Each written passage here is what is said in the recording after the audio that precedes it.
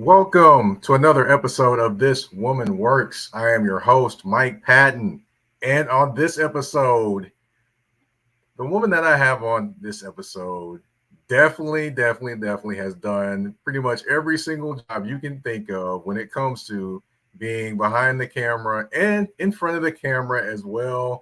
Of course, started off with BET News. Now, of course, she's doing TV One. She's doing her own thing as well, and Women Unmuted as well, an editor there. I mean, everything. That would be Miss Nicky Mayo. What's going on? Hey, Mike, thank you for having me on here. Yes. Thank you for coming on. We're definitely going to get into your journey, kind of figure out how you got there from where you started, and then some fun facts all in between. But before we go into that, which with every episode, we start off with the Black Girl Magic moment. And in this episode, I got to talk about Miss Candace Parker. Candace Parker was a dominant force in the basketball world. Of course, she's a two-time MVP, three-time WNBA champion. Now, of course, if you want to talk about her winning the title, doing all those different things when she was a rookie, she did that. But not only did she do that, she also set standards off the court. Off the court, she was in the broadcast booth, broadcasting live on TNT. Pretty much the only woman to do so, Black woman to do so on the broadcast booth. Also in the studio as well, holding her own with Shaq and Kenny and Dwayne Wade and all those guys on TNT. And now she has now been named the president of the Adidas women's basketball operations, which is huge. So now you can expect more people to probably come there and maybe get their own shoe in the WNBA. We're looking at maybe an Asia Wilson potentially who hasn't got her shoe but's kind of gotten passed over by Nike. Maybe there's a connection. We shall see. But I just wanted to show props to Candace Parker and all the great, wonderful things that she is achieving and doing. You have anything you want to add, Nikki? You're asking me about sports? You really asking me about sports? I'm just saying, I warned you about me and sports. I'm like, Candace is an amazing woman. I love what she does, and I'm amazed at her trailblazing. There you go. There's my answer. Because, here we go. Yeah, you're going to get the uneducated answer. I do not know anything about sports. That is the running joke because I was a whole cheerleader, but I know nothing about sports. Well, there we go. There we have it today. But speaking of something that you do know about is you do know about media, you do know about producing shows and things like that. But we're going to go back to young Nikki, okay? Where exactly did you grow up? I grew up in West Baltimore. I am a B-more chick, and the area is called Park Heights. It's near where they have the Preakness. That might be a good locator for folks. And I always get the whole wire conversation. And no, it wasn't that community. It was more like a couple of maybe a mile or two up from there. So not so. We had our own struggles. Either way, I enjoyed growing up there primarily because we had a big old house, I had a big yard, and I was allowed to play in the yard and on the stoop of sorts, and that was about it. I also went to private school too, so I always around people that while I grew up in the hood, my mom quickly put me in the very private parochial institutions, and I went to Catholic school almost the entire time, elementary, middle, and high school. There was 1 year I got taken out, and my mom quickly put me right back in. It was hilarious. What happened to that 1 year? It was it's financially, it's a grip. You got a kid. So, private institutions, it costs money. Catholic school and everything used to be a working class family could afford it. By my sixth grade year, my mom was like, we're going to try and send you to a local public school. And I was getting straight A's. There was no problem, I thought, until she came for that observation day where you got to come and sit down and watch the classes and everything. Now, most of my classes were inside of these double wide trailers called portables. And as soon as Bonnie got up in there, she was not seeing it nor hearing it. The problem was that you had 4 classes in one portable unit. So while I'm sitting in social studies, you're hearing the English class over here, and you're hearing whatever they're having over there. And I was fine. I sat in the front and I was learning. My mom was like, I don't see how you can learn here, and yanked me right up out within like a couple of months and went right back to the same Catholic school that went from K to 8. No, she wasn't playing. I was Wow. like, okay. I can imagine the distractions though, but yeah, I understand what she was saying. But wow, said it Yeah, was over, done it with was that it quick. was a wrap. It was over. Now, one thing I do want to ask about is you said you were, able to go outside and play and different things like that. So, what exactly was your neighborhood like growing up to you? To me, it was an adventure. I watched a lot of cartoons and I always had a big imagination, kind of like Bobby's World imagination with the little, like everything was Mhm. like a playground. But I will say that while I had a huge yard and I can invite friends over, we could play in the yard or we could play like on this little patio area that we had that went to the stoop down to some steps. I admittedly would never leave the steps. That was it. You had the element nearby, so you had some folks Mhm. who were struggling with their drug journey, and they will often just kind of come and just kind of like scare you real quick, just because it's fun to scare little kids. But no, Oh goodness. I had a bike. Couldn't I rode to the corner and back. I got bored with it, but I was told that's all I could do because there's bad people out there. I liked I liked our yard a lot because I'm like, okay, we can play baseball. We had enough space for it in my mind. We could play baseball out here. Again, we were small, so yeah, it's not going Mhm. anywhere. But that I would climb like this wall on the side of the house often, and Mhm. climbing the wall literally is like the wall was like 6 feet tall. So that was a lot for a short person. Frankly, I'm still shorter than 6 feet tall. But I wasn't going to throw that in there, but I know I left myself wide open for it. Yes, I'm still vertically challenged, but think about how like as an itty bitty, I was totally like into it. So you get your roller, you're not your roller, so you get your jump rope tied up there, and in my imagination, I'm rock climbing. Let the Mhm. imagination go. It was Right. my real talk. My imaginations. I'm lucky I survived it as a child because I never told you about the Olympic torch that I thought that I had Mhm. made because I had a fascination with the Olympic torch and how they ran it up to this thing. And I'm like, and the fact that it had went around the world. So it was an Olympic year. I don't know what year it was, but it was some Olympic year. And I was like, I'm going to make my own torch. So I took some paper towels, wrapped them into like a funnel. And I was like, here we go, paper towel. I went and ignited paper towels. Then, not being the best STEM person here, Wow. thought that it would be kind of cool to run through the house with the paper towels on fire. I didn't get that far, as you can imagine. And I was going back and Wow. forth to one of those old, I want to say like the water heater fixture things, like they would heat up from hot Mhm. water or whatever. Yeah, so I was like, I'm going from the Yeah. stove through the house to this water heater. I'm going to lay it on there, just like they did on TV. And I was fine for 2 runs. But that third run, it got too close to my hand. I dropped it, and then I learned that okay, it's gonna spread. So then you remember how McDonald's used to have those pails, like Yeah. Yeah. I know what the you're talking sand about. pails? Yeah, the sand buckets. Yeah. So I Yeah. went and got my McDonald land bucket, and I was like, bucket brigade this sucker out there. And by the time my mom realized what was going on, she was outside. She was like, what happened? I was like, there was a fire. I put the fire out. The whole hallway is saturated. I was like, Lord. And at that time you're panicking. So I'm grabbing the towels you're not supposed to grab, the good Mhm. towels for company, and just throwing them all there. Oh. Yeah, it was the imagination of a little person, where they say, what is it, idle hands or the devil's plaything. So Ooh. yeah, yeah, it was just Did not you a did day. you did you wake up holding the belt in the hospital? I know, right?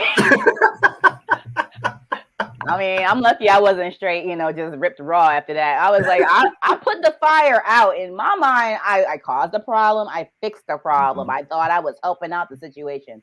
I thought wrong, but that was okay. So you definitely had a very vivid imagination growing up. So Oh, I can only imagine the different things you thought about being growing when you grew up. Did you have mhm. a few different things you thought about being?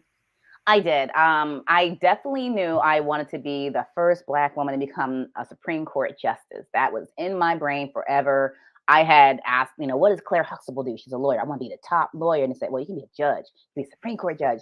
So that was my goal. Was I was going to be what Justice Ketanji Brown Jackson is now. So that was it.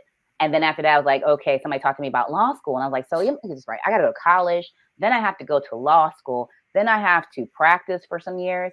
And then I was hearing how many steps it took to do this. And I was like, I'm a good student, but I don't know if I want to really do that long. It seems a lot. So I started like asking grown-ups, what other things could I be good at? And they said, you like to read and you write a lot and you write stories all the time. Because again, my imagination, I would make some crazy stories.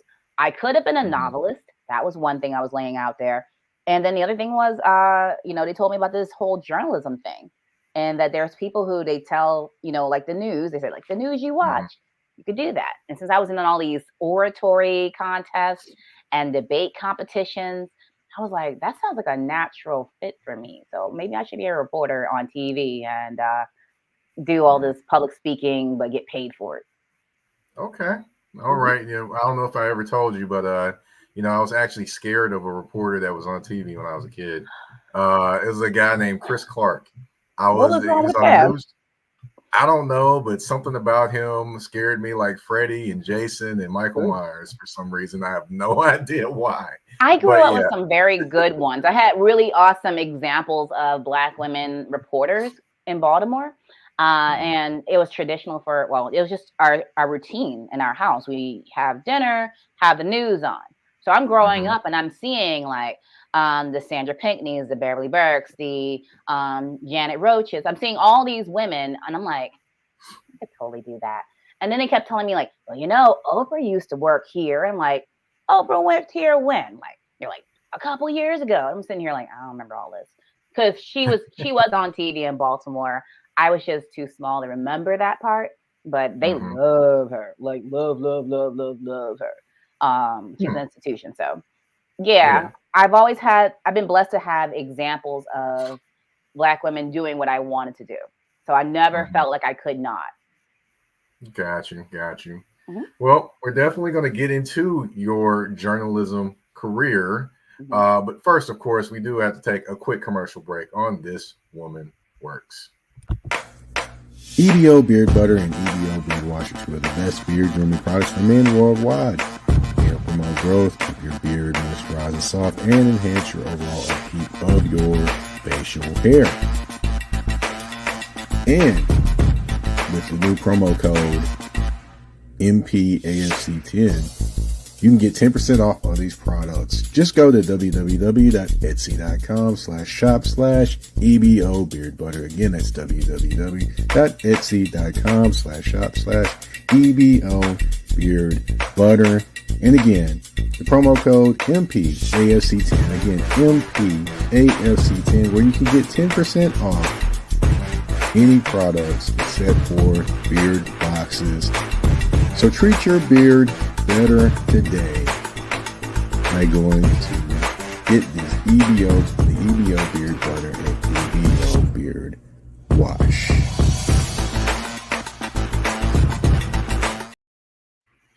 Now, I know you're probably thinking, why am I doing an EBO Beard Butter commercial on This Woman Works? I was curious.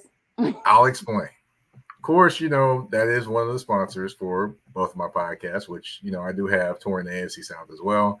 And also I'm like, hey, most women know how to grab things to take care of men that men probably wouldn't think about grabbing. So why not bring that here and show it and be like, hey, maybe this could be a Father's Day present, or maybe this could be something, I don't know, birthday coming around. So, or your uncles, your cousins, somebody, they need it. So, hey, there we go. That's how that explains that. But anyway, let's get back to the show. Now, of course, your journalism career. I mean, the first place you went to get started and kind of get that revved up, Syracuse. Of course. So, I mean, you went there. Chris Williamson went there. I mean, definitely is a place. I knew it was somewhere around.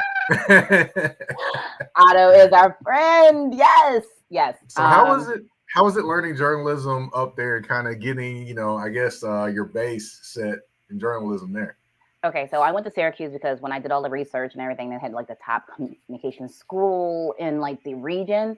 I was willing to go all the way out to Missouri, by the way, the University of Missouri at Columbia. I went and checked them out, and it just didn't seem black or brown enough. So I was like, okay, Syracuse had all like the black and brown people, and I was like, okay, I can do this one. But my omission story that I think most people who know me know by now is that I went to Syracuse for the Newhouse School, but I did not get into it. I got into communications and rhetorical studies. Back then it was called speech communications. And they were like, you can work on your GPA and get it up. And I'm sitting here like I was a whole straight A student, but yeah, so let's work on our GPA and get it up.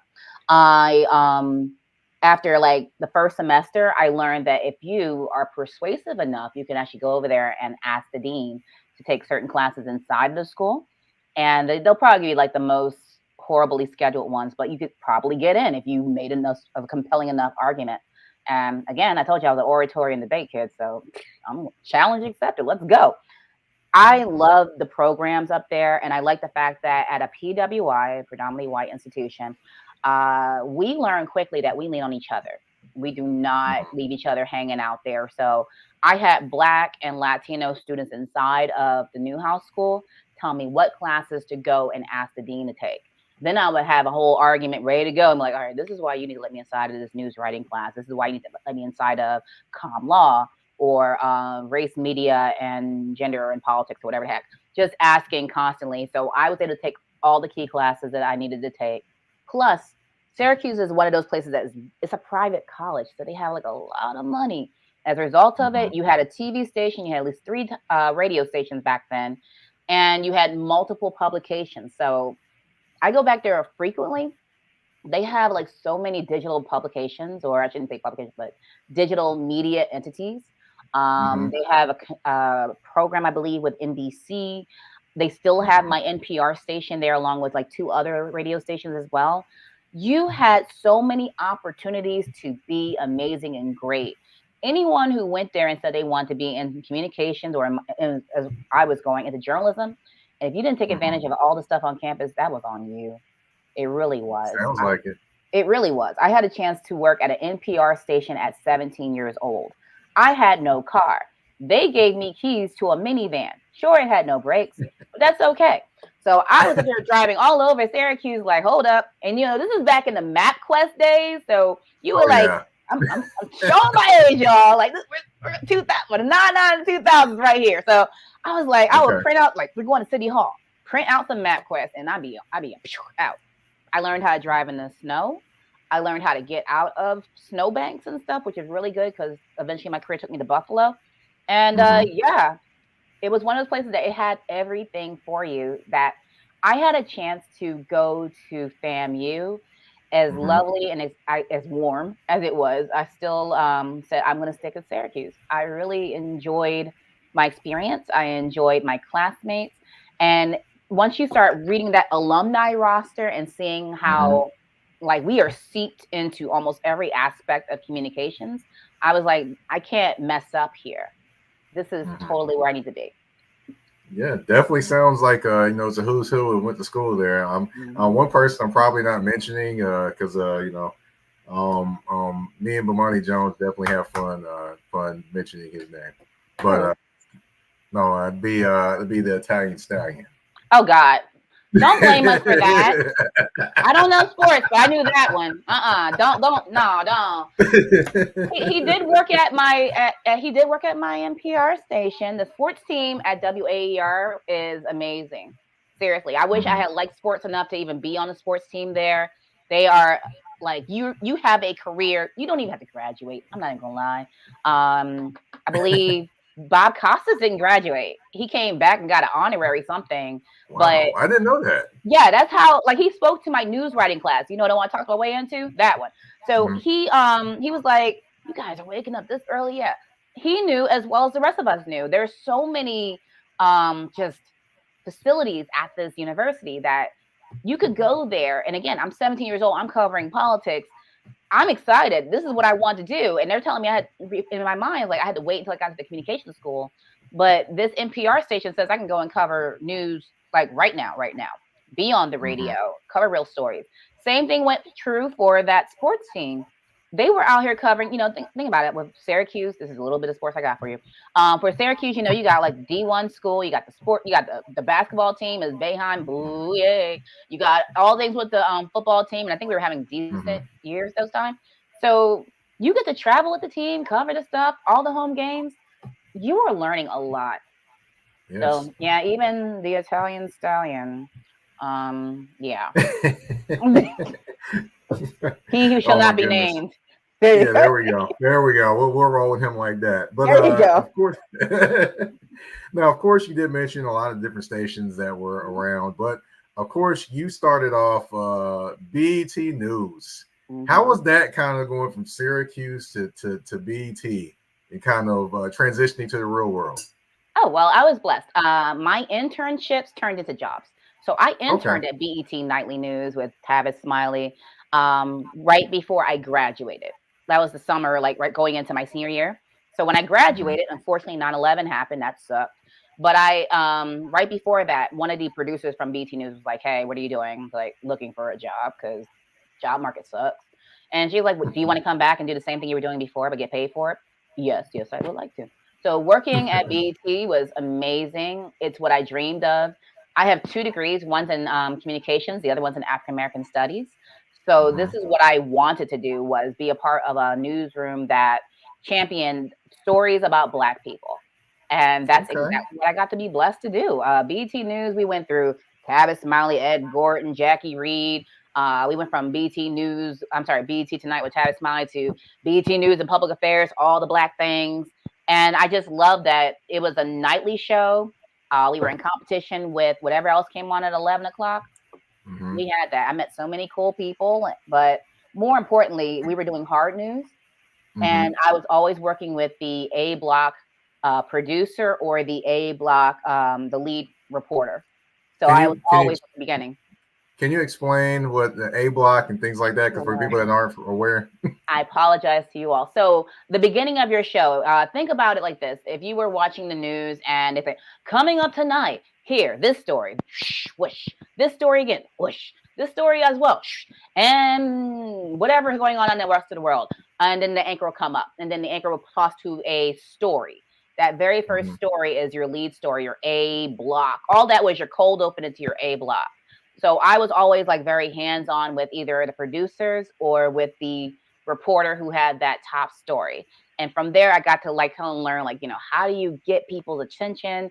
I used to spend hours in the edit bay with this one dude named Bantu, who was amazing when it comes to video editing. And they just gave these gorgeous edit bays. Like, it wasn't just a small cubby hole. It was like a movie theater looking thing. And from there, it's like, if you know me now, I cut a lot of video, like a lot of stuff set to music and everything.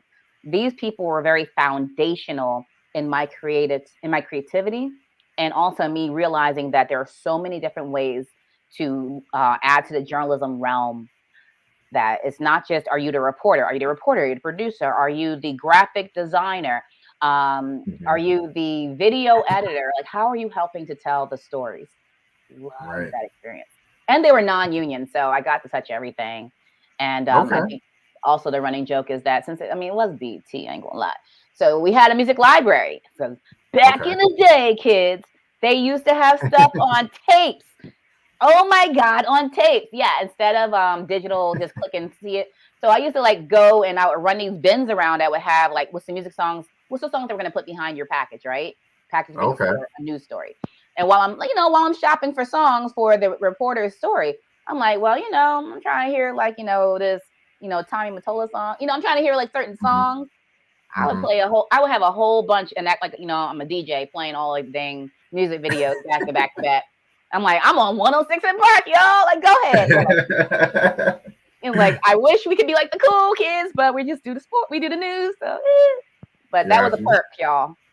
Yeah, sounds like fun. I was like, man, you can play. Basically, you were the DJ at work. Hey, listen, like there were so many times, even during my internship, but also when I was working, because I didn't have a car. I used my stepdad's car. And but they would often just drop me off at the train station in Baltimore, and I would just like ride down and come back up. But if we were gonna have like a really cool like guest on the show that night, I'm like, listen, I'm sleeping over in DC. I'll figure it out. And they were like, where are you staying? And I stayed with like one of the other associate producers. often. I would just like, say, hey girl, can I stay over your house? Slumber party. Yeah. Because I wanted to stick around and see the cast from Soul Food or something. Okay. Yeah. All right. So I know you've met a lot of people. What's one of the more memorable people that you've met pretty much doing that job to start off with? My favorite one, like most fun one, was definitely Busta Rhymes. It was back. Oh. It was back when so BET used to have these cookouts every other week, and I mean like a real cookout on the campus in DC. And they would, after a while, the artists started knowing that we were having it, so they would kind of like crash the cookout.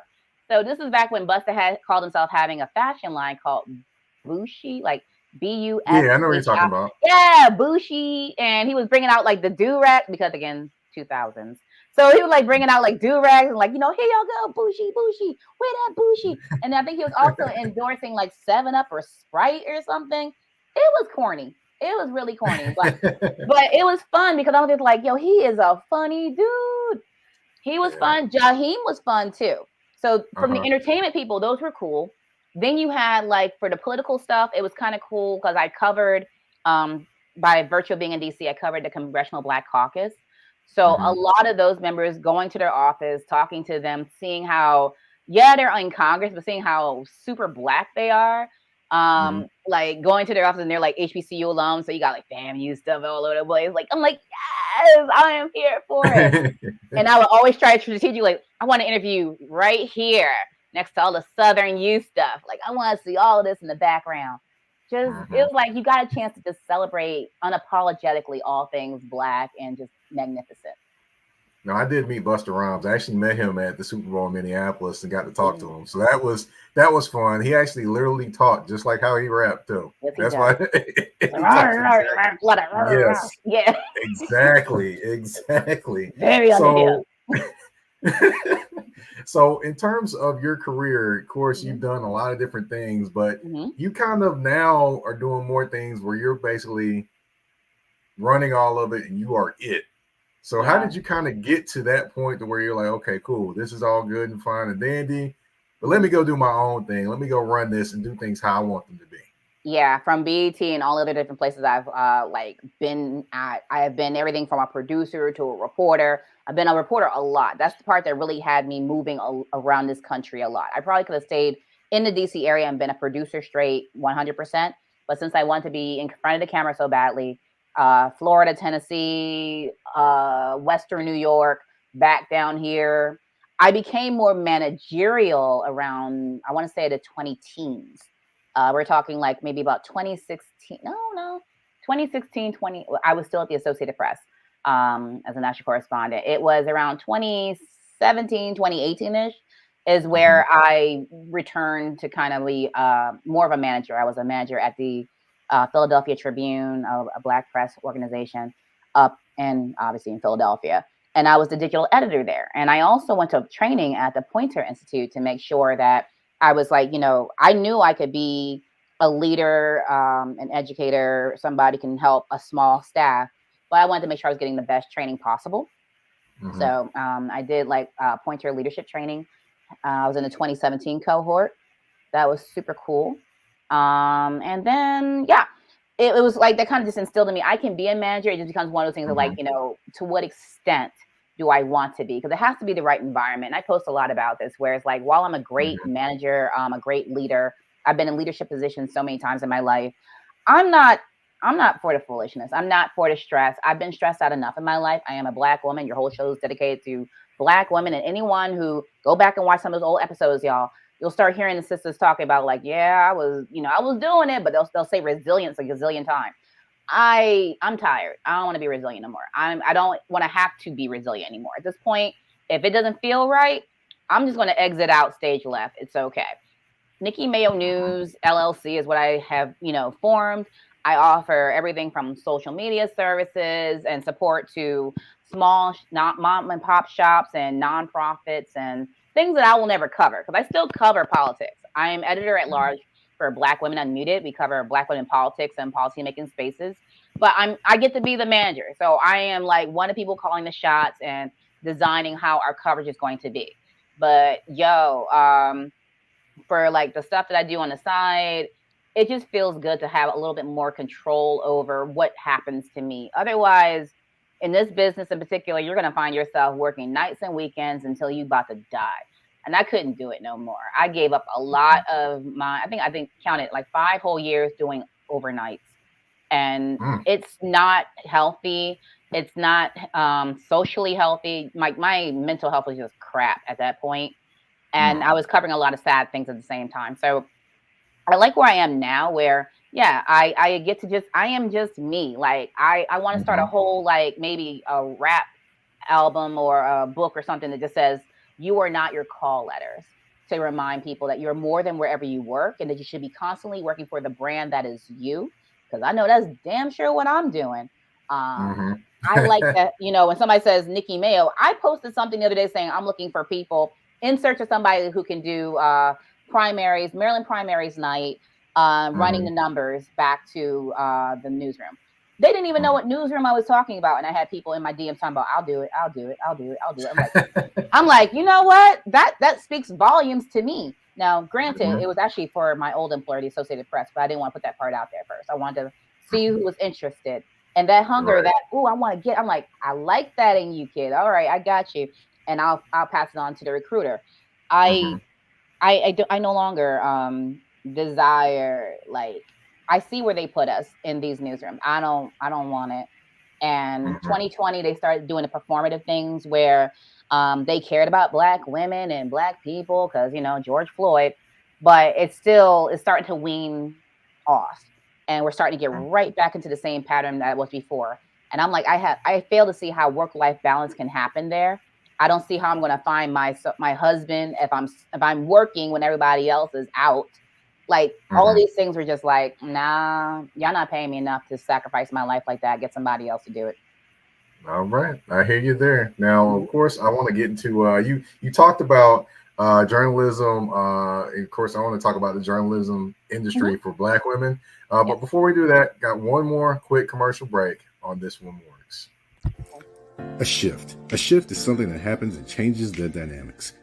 And that's what happened when Garrett Logistics was born. After 10 years as a sales pro in the logistics world of sporting goods, John Garrett decided to pivot to the world of freight and start a brokerage. So you're saying to yourself, why trust Garrett Logistics? Well, Garrett Logistics helps shippers improve overall workflow, along with increased on-time pickup and delivery percentages. Last-minute loads, multi-drop pickups, and more are part of the services with Garrett Logistics. They're available Monday through Friday, 7 a.m. to 6 p.m., and Saturday, 8 a.m. to 12 p.m., all times Central Standard Time. So give them a ring at 615-400-8484. That's 615-400-8484, or you can email them at john@garrettlogistics.co or visit their website at garrettlogistics.co.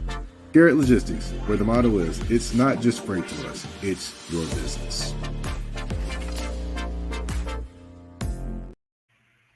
All right, and we are back on This Woman Works. And before we went to break, of course, you kind of dove in just a little bit about it. Some of the things the difficulties that you kind of experienced in the journalism realm. If you can kind of expound on some of those difficulties that you've experienced in the business over your time being in. Okay.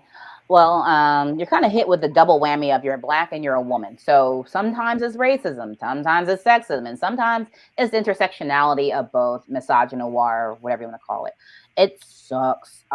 It's like you could be the most brilliant person in the room and still relegated to like the most mundane or subordinate role. And if you try to speak up for yourself and say, hey, I have more experience doing this, or I'm just more skilled, or just I want a shot at this, you'll get talked down from that. There's constantly this whole attempt to humble. Like, I really do hate my TikTok algorithms right now, because every once in a while you can get stuck on, sadly, our men just constantly just ragging on Black women. I'm like, do they not understand what we're going through regularly in this world? Because think about it, I'm just talking about on the career side. I'm not even talking about on your health. And think about it, if you're always trying to like climb some type of career ladder situation and being pushed down, that's not going to it's not going to bode well for your mental health, and your stress that is happening mentally will eventually find its way into your physical existence. I do a lot of advocacy work for women's reproductive health. And the fact that, I mean, I think anybody knows, any Black women know that the word fibroids seem to be synonymous with our reproductive health, sadly. These things are wreaking havoc on a lot of folks. Fibroids, endometriosis, PCOS, all of these things that there's not even enough research to tell you where this comes from. You just know that it is a problem. So it's kind of like you feel like you're always getting it from all realms. You're in journalism, you're working hard, you're trying to have a balance in your life, but physically you may not even be well. You might be on live shots, bleeding through your clothes like I was. That was not fun, people. I was regularly out, like I was an MMJ for the majority of my career, meaning multimedia journalist, meaning carrying my own camera, sticks, all that stuff, hefty bag, running around and then dusting your face off and getting in front of a camera and knocking out a couple live shots. To have to do all of that, that's a lot. It's a lot of stress, and people are so conditioned. Not just white people. A lot of people are conditioned to look upon Black women as being the help, the ever, you're never tired, strong Black woman. They really bought into that motif or that trope, and they're constantly just pounding more and more pressure and roles on us as though we're like a mule or something. So as a result of it, folks don't realize that they in these newsrooms, many times they are killing us. They're putting so much stressors in us. Tumors are starting to grow. High blood pressure, things that could easily just lead to us not being there. And we are still Black women first. So no matter what we're doing at work, if we have to go to a doctor, we have to deal with that darn system as well. There's just too many things that after a while, I'm just having a hard time being motivated to go straight into anyone's newsroom. You're going to financially make it worth my time because I've already seen the impact on my physical. I started therapy, I want to believe, in 2000. Definitely during BLM stuff. So around 2014. I started regular therapy. I was like, at that point I was making good money too, so I could do it. But it was one of those things of like, I had to. The amount of death, injury, and destruction I was taking, the amount of police body cam video, and our bodies being thrown around like hacky sacks and potato sacks, I needed the break and I needed the release. And through therapy, I was able to be like, you know what? Some of this is not serving you. Some of these places are not even giving you health insurance, and you are up here endangering your health. Something's got to give, chick. Yeah, definitely understand that. I mean, those videos, I understand, the points of putting those videos out, but yeah, definitely sometimes you got to pull yourself away from them because it can it can do more harm to you watching it than it can actually, And keep in mind, the capacity that I was working at was I was the one to filter this stuff. So I was getting the raw versions of these and then going through and pulling out, like listening over and over in a loop, finding like the audio clips and also giving signals to like the TV team, because I was on a radio team at the time, the TV team, like where to mosaic out stuff so that, you don't see like the blood pumping out of Philando Castile's chest there. I think it was Alton Sterling and Philando Castile around the same weekend or something like that. And it was just too much. It was like, oh goodness. Now in journalism, of course, you did mention that there are highs and lows in journalism. How do you kind of overcome any of the lows that happened in those times? How did you kind of overcome those? The lows, like 9/11? Like that was the lowest low. That was horrible.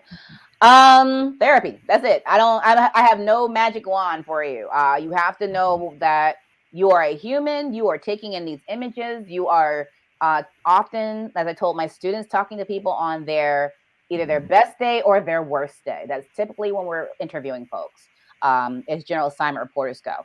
So for the lows, therapy reminded me that you have to have balance. The balance became, you need to take your PTO if you have it.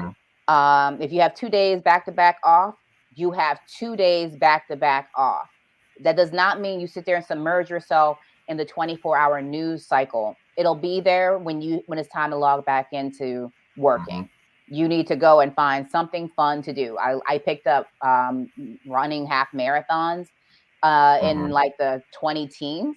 And that became one of my releases, was just focusing on that and the training for that and building your body up for that. It was enough. It was a good escapism thing. The other thing I'm notorious for still doing right now is I watch a lot of cartoons. I watch a lot of Disney movies. I am a Disney adult. I am dorky like that, and I embrace it. So watching everything from a Disney movie, a Harry Potter movie, going and seeing a play, the escapism is real with this one. Okay. I'm into like watching let's see, X-Men 97 is my thing right now. Hey. I'm all into that. I'm like, yes, it takes me all the way back to when I was so a itty kid. bitty. Yes. Like the nostalgia of it all. We teeter on, we're on that cusp area. So it's kind of like, it's like, okay, fine. Older millennial, whatever you want to call it, it's fine. But the nostalgia is real. Okay. I lean for the good times, they remind me of what was fun. I literally have what I call as my emotional support Charmander over here. Like, I'm trying to like lean back to the fun stuff, because right now the reality of life is heavy. And I need to be able to just say, okay, checking out for a second. All I want to do is listen to 90s R&B and geek out to some EDM music and act like I'm at a rave or something stupid from the 2000s. That's really me. I'm very consistent on social media with it. And I love that now that I'm not like a full-time general assignment reporter where I have to be like so worried about everything that I post. I'm conscious of what I post, but I show more personality now within like the last 5 years or so. I show more of me versus before. Like, I guess I can't tell people how much I really like Aladdin. Like, it's like, meanwhile, like last year, that was my whole Halloween costume with Princess Jasmine. Like, yeah, let's have all the fun. I like having fun. I enjoy it. There's too many horrible things I have to cover. I'm a professor right now, an adjunct, and when it comes to like teaching the basics of journalism and news writing and reporting is what I teach them, right? And I was trying to tell them that a great deal of general assignment ends up being the DID of journalism, the death, injury, and destruction, and that you have to be mentally prepared to go talk to somebody who might straight cuss you out.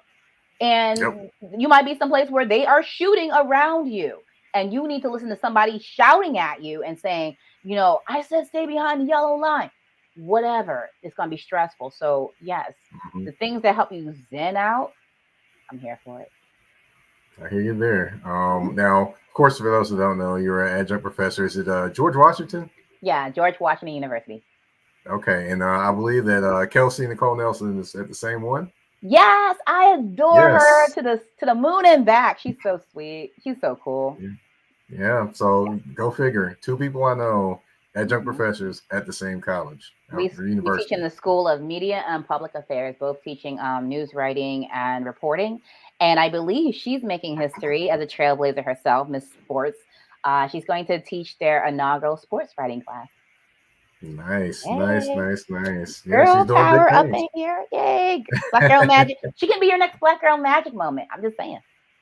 She could be. She could be, or I could reach out to her, try to get her on the show. But hey, you never know. That too. Yeah. But we have reached the end of the show. But of course, this is not the complete end of the show. There is a game. It's called Speed Round. I got 10 questions for you. Of course, answer them as best you can, as quick as you can. You ready? I'll try my best. Let's go. All right. Who would play you in a biopic? Gabrielle Union. All right. Who would you sit down with to have a dinner and kind of pick their brains? Who's that one person? Viola Davis. I really love her work. Yes, I love her. I love her social media posts. They always hit. They always do. She's very sage wisdom. Yeah, definitely. Now, of course, you mentioned a few people: Jackie Reed, Ed Gordon, and Tavis Smiley. Are any of those three your favorite journalists? Nope. Sorry. Who's your favorite journalist, if you don't mind me asking? My favorite? Oh wow. Shucks me. I'm sorry, like me. Real talk. Okay. I'm sorry. I like my style. I like my career. It's so well rounded. There's other people who do amazing jobs, but my favorite, it's me. I mean, unless you want to go posthumously, then it'd be Ida B. Wells. But yeah. Okay. Here we go. One thing also I'll mention as well is I'll ask TV1. What's Yeah. the best the best one you've done on TV1? Or the Oh most God, are you memorable talking about my one? murder, death, kill shows? Yeah. Oh, okay. All right. So my favorite episode would be either the Fatal Attraction, and there is a oh gosh, I do the other shows too, but the Fatal Attraction episode is called the Baltimore Black Widow, and it's Mm-hmm. the Josephine Gray story. It's the black woman who, well, everyone she gets involved with just happens to die, so that's why they call her the Black Widow.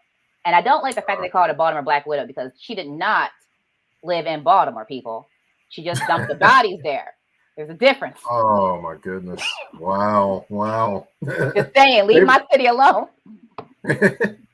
All right. Favorite sitcom of all time. Favorite what? Favorite sitcom of all time. Oh, sorry, I've got that. Don't take my black card, but The Big Bang Theory. Okay. All right. Yeah. All right. I'm I'm pretty a sure you STEM watched nerd. pretty sure you watched Young Sheldon too, probably. Right? Yes, I do, but it's not the same as the ensemble that you're getting from Big Bang Theory. Those guys are corny as all get out, and it's just the perfect white noise in the background when I just want to like veg out. So yeah. I mean, there's some stuff from my childhood too, but for right now, it's still the Big Bang Theory. All right. Worst movie ever. Ooh, that Diddy documentary I just watched, that was horrible, but that's not a movie. Oh gosh. It was so bad. So on Tubi? On Yes, Tubi? yes, How did that make it to Tubi? because of TMZ. It was so bad. And like the producers were just like, just throw it all in there. Just throw it in there. I'm like, y'all didn't want to check some of this? Because she just said something wrong. Like, I'm like, just throw the whole thing away. I did a video where I was just like yelling and cursing at the screen, like, I don't know who's behind this. It's just horrible. But yeah, right now that's the only thing that's clogging my brain. Is like the worst thing I've ever sat through right now is that one. Okay. Best food spot you've ever been to?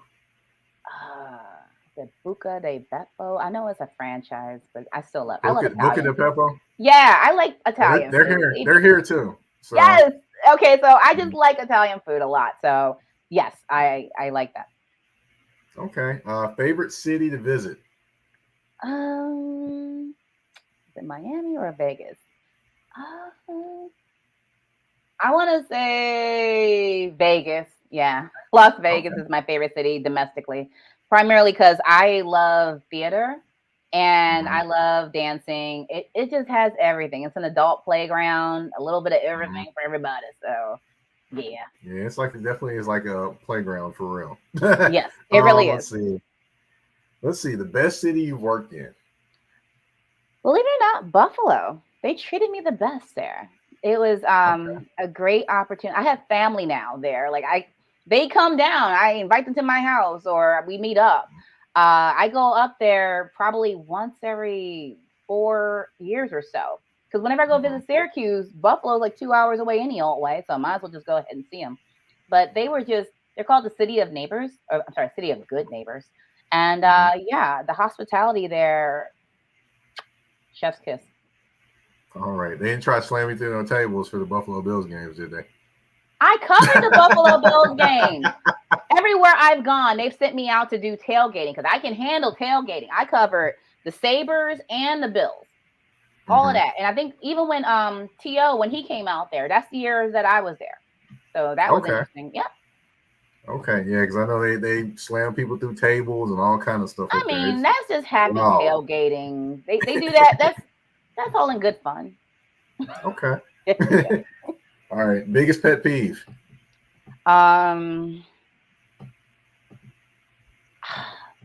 Race. How do you say it? Like people who are racist that don't realize they're racist, or that are doing that intersectional thing of racism and sexism at the same time, but they don't see their arm in it or their hand in it. Excuse me.